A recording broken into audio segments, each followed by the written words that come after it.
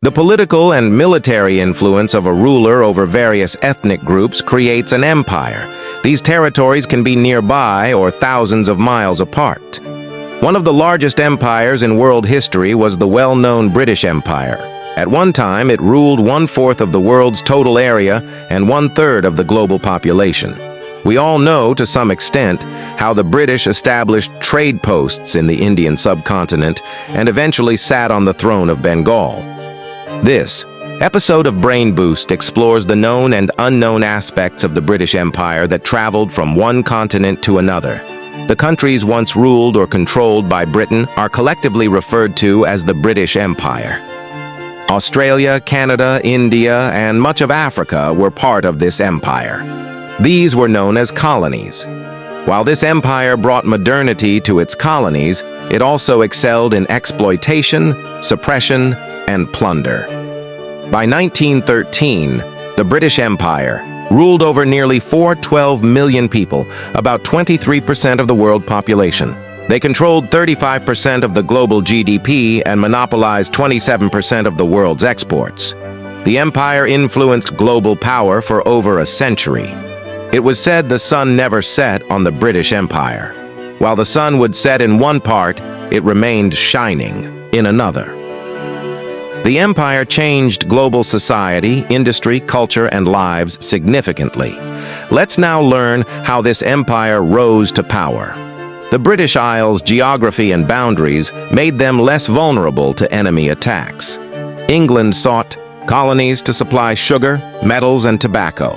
In the 16th century, they began settling abroad, and sea expeditions in the 17th century led to the discovery of new lands, boosting colonization. The empire began rising through settlements in America and the West Indies. In 1603, King James V of Scotland ascended the English throne. By 1707, the two nations divided maritime boundaries in the North Atlantic and North Sea, forming a strong navy. This naval strength was central to British power. During Henry VIII's reign, England was declared an empire. By the early 17th century, Britain began to take the form of a true empire. In 1585, Sir Walter Raleigh attempted to establish a colony at Roanoke in Virginia, but failed. Later, in 1607, Captain John Smith established the first permanent colony in Jamestown, Virginia. Thus, the British began expanding beyond their borders, gradually solidifying their presence in the colonial era. With the rise of the British Empire came a dramatic expansion. Maritime trade and voyages spread the empire across the globe. Over time, the British took control of more regions. From the 15th century, the colonial era saw the British face stiff competition from the Dutch, Portuguese, and Spanish in establishing colonies. By the 17th and 18th centuries, the British Empire secured major colonies in North America and the West Indies, today's Caribbean islands. The climate there was ideal for crops like sugarcane and tobacco. Settlement and the creation of stock companies advanced their economic strength. Thanks to the Caribbean, England gained its most vital colonies. By the 18th century, British naval power soared. They invested heavily in ships and allies. They developed a belief that the sea was the key to their fortune. Through maritime expeditions, they expanded their trade reach. Eventually, they could not remain confined to commerce alone. British joint stock companies began seizing regions in North America while trading. Their success in North America and the West Indies boosted their economy and strengthened their commercial systems. Goods were imported from Great Britain to the colonies, and exports reached global markets through British channels. Attracted by Indian spices, they set up trade posts in the subcontinent with Mughal consent. But over time, silk, cotton, tea, and opium also became central to their trade. In 1757, the British East India Company cunningly seized Mughal Bengal, starting a new chapter of oppression.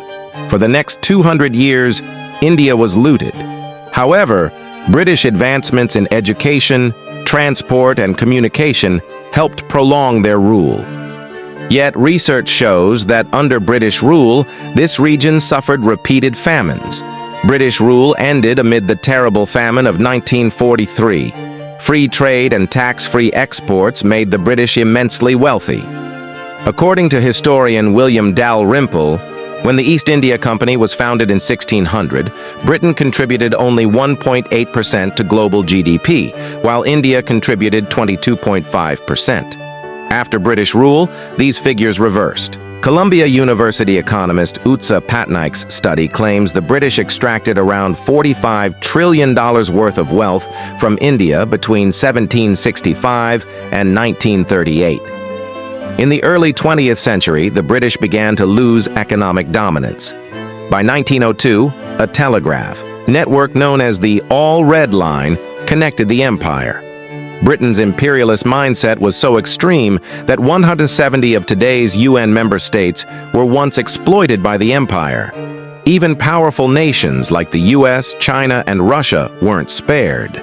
British invasions targeted Ethiopia with war elephants, massacred civilians in Turkmenistan, and launched attacks on Russia, though largely unsuccessful. Hong Kong and other regions of China were made semi-colonies. During the Boxer Rebellion, British forces occupied the capital, now Beijing. Of the few countries not colonized by Britain, Ivory Coast is one. The fall of the British Empire began with World War I. Britain lost 715,000 troops and had 1.5 million wounded. Financially weakened, Britain had to borrow from the US. The 1919 Irish War of Independence, Ireland's 1922 freedom, and Russia's Bolshevik Revolution posed indirect threats to Britain. The 1929 global economic depression caused massive unemployment. Hitler rose in Germany. Mussolini brought fascism to Italy. After World War II, Britain again borrowed $3.75 billion from America. Gradually, the empire lost leadership. Political instability made it impossible to protect the colonies. One by one, they broke away, some joining other states, others gaining independence. Thus, the mighty British Empire crumbled. However, some colonies still exist outside the UK's geographical boundaries.